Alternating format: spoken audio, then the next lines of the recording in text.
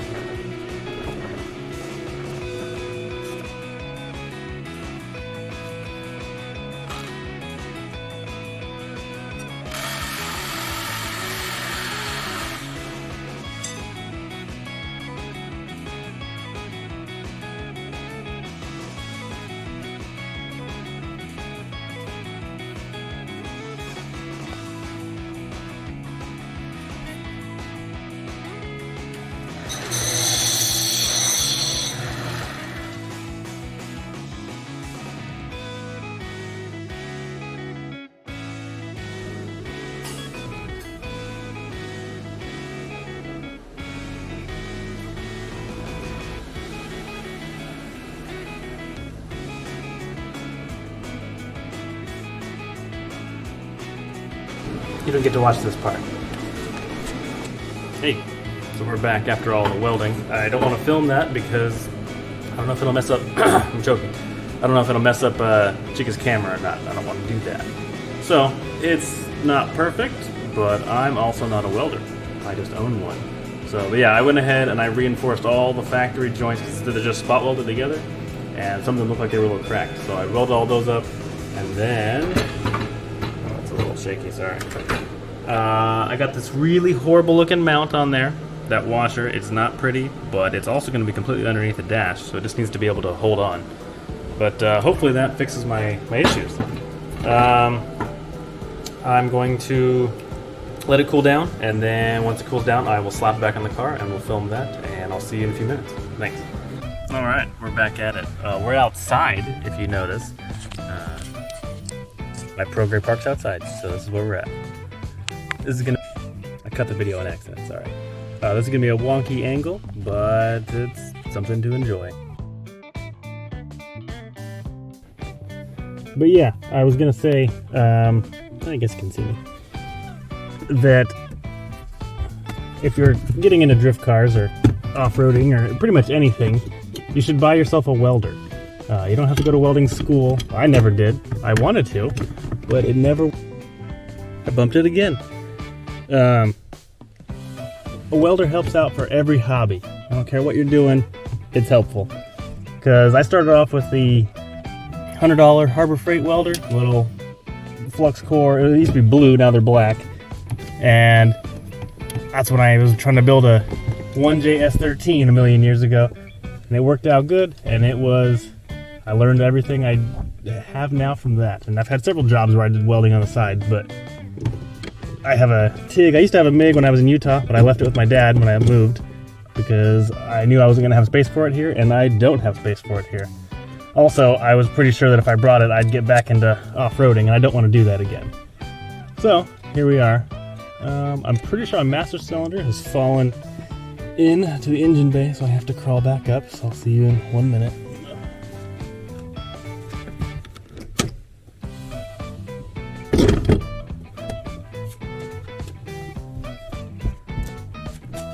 It did. Okay.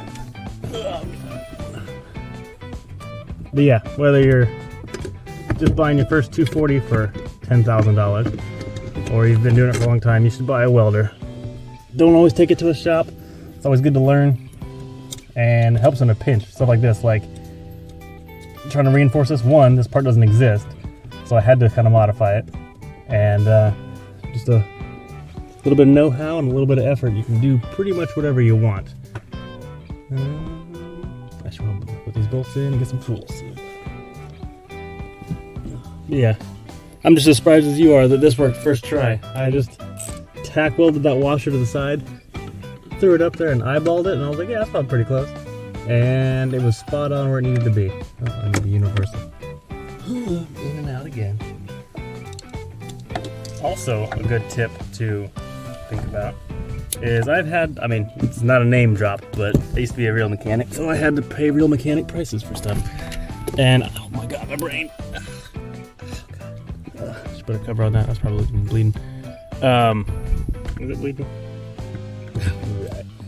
I bought this Snap-on quarter-inch drive kit like 12 years ago, and it has been the handiest thing I've ever had because it's its own little carrying case. It's shallow and deeps, and I use quarter-inch tools for everything because that's how I am.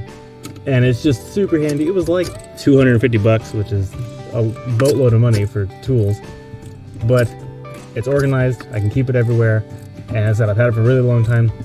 But stuff like this, like I'm not reaching around for crappy AutoZone universal joints. I just have this nice clean set, and it'll just speed things up for you if you're working on something. You just know where it's at all the time. I do like those Harbor Freight like color-coded socket kits because you really only ever use like 10, 12, 14, 17, 19. And so after, a day, you learn all those colors, and at a glance it's much easier to pick out of your box. But since for some reason I do a lot of my work outside and in junkyards and in parking lots, even though I have a garage and I had a shop, it's nice to have tools that are mobile and organized, because you don't want to have those like socket rails and you lose one in the junkyard and you can't think if you got all of them. And so this is a nice clean, not foamed but molded box kit. So anyways, enough rambling about that. I think we're almost in business. Can't believe it's finally gonna be bolted in after a year and a half. I had a bunch of ghetto brackets and stuff on there, and that was not cool.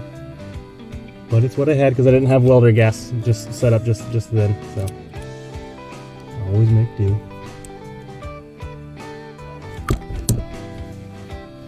But no, a long time ago I used to have a C33 Laurel, and I broke 2 clutch pedal brackets on that car because it had a medium stiff clutch, but I don't know what was wrong with it. I don't know if it was just rust or age or whatever, but they use the same as R32s or 13s or something clutch pedals. And yeah, I broke 2 of those. So, and they were both stock ones, and I finally got a reinforced one, and I never had any more problems. But this is one of those good things to do. Like if you have anything other than a stock clutch, even a stock clutch but you're just drifting a lot, it'd be a good idea to either get like a Nismo bracket or some aftermarket one, or take it out and reinforce it like I just did. Because again, 20 minutes of work and a couple sticks of welding rod, and to not blow your clutch pedal bracket up at the track, it's definitely worth it. Oh, it's so hot out here in the sun. Oh my god.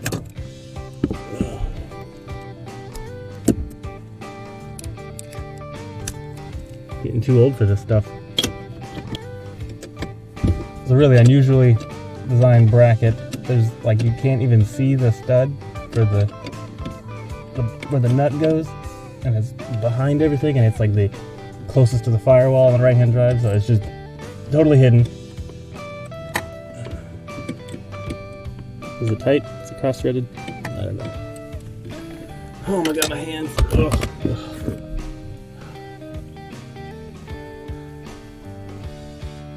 There's no blood in these arms anymore. What if I need more extension? Okay. Yeah, you can never have too much extension. I don't care if you're outside the car, across the street. Put another one on. Oh, there we go. Now we're tightening. One more double check on the master cylinder stud nuts, and then we will get up and test it and see if it still creaks and cracks and makes the worst noises imaginable. Because yeah, if you've ever had a clutch pedal blow up on you in traffic, you get real wary in the future about little groans and creaks from underneath the dash. It's not a fun thing. Might have too much extension.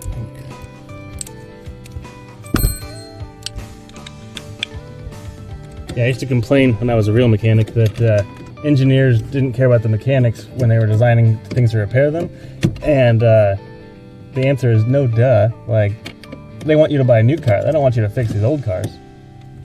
I especially don't want you to put a manual transmission in a Progres. Okay, alright. We're all tight. Let me put my pin back in for the bracket for the master cylinder. Okay. Let's test it out.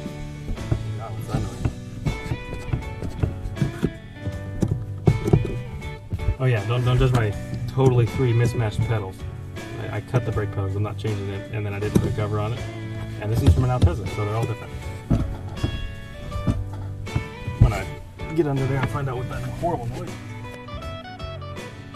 So I had an extra little bracket I think I'm going to put back on, and it just kind of tied the whole setup to my steering column, and it kind of limited this side-to-side motion a little bit, and that might go back on. This thing still creaks like crazy. I didn't want a twin plate, but it was a good deal with the transmission, so I bought it, and it's like the unsprung, break your leg off, should have had a tilt-in clutch pedal setup, but I don't have that, so that's where we're at. Let's put that bracket back in. Yeah, because half the time what causes them to break is you're drifting and your clutch kicking and you're trying to chase a friend and getting all excited, and you push the pedal sideways a little bit and they just fold and collapse. And so this should help that not happen. Yeah, I remember when I put this on the first time, like a year ago, and I was like, well, this is never coming off because this is a really good setup. Well, I took it off and now it sucks. It's totally never coming out again. Gotta get a washer, lock washer, and a nut up there with one hand while holding the backside with the same hand. This will be, oh yeah, there it goes. We're off to a bad start. Oh no, the lock washer, oh no. Oh, we're gone. What the? Oh, there it is. There's no way I did this before. I'm pretty sure I was probably screaming the whole time.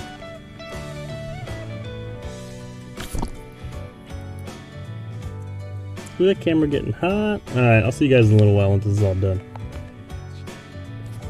Alright, update. I figured I was making that noise.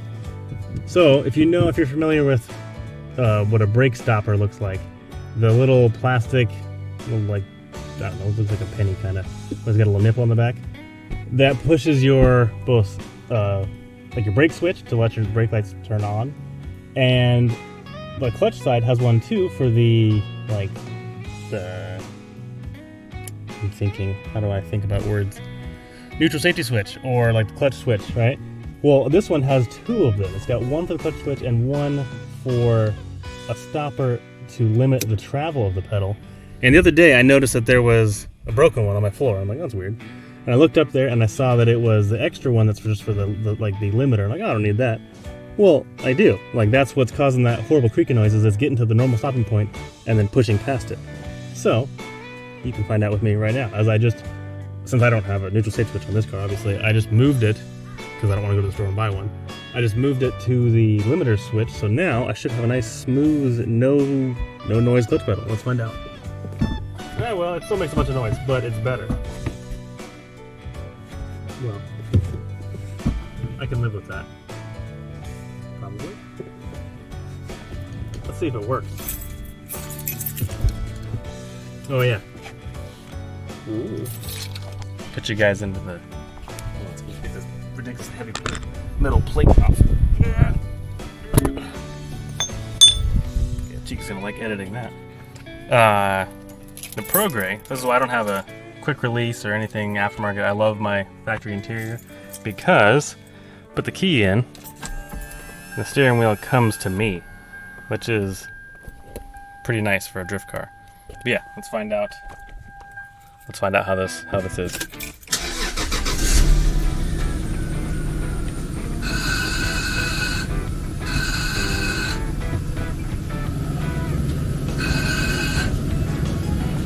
No, it's not broken. That little click at the bottom, but I think I can live with that. Yeah, this is my factory interior of my Progres. This is where I sleep at my lunchtime. And there's my Christmas tree dash with every single light on because I unplugged all the things. Okay, I can live with it. Yeah, thanks for tuning in. There will be more of this really boring kind of work here in the future, and I'll keep filming it. Thanks. See you later. Bye.